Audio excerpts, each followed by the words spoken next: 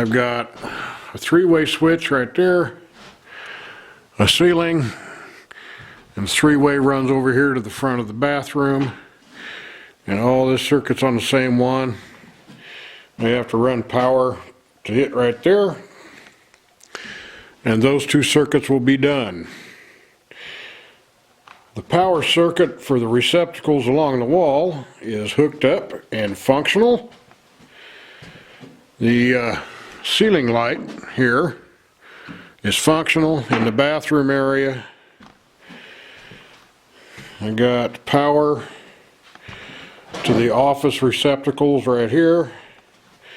I need to get a USB charging switch, and I gotta get a four-way switch to do the stairwell light, and then I'll be about done with the electrical.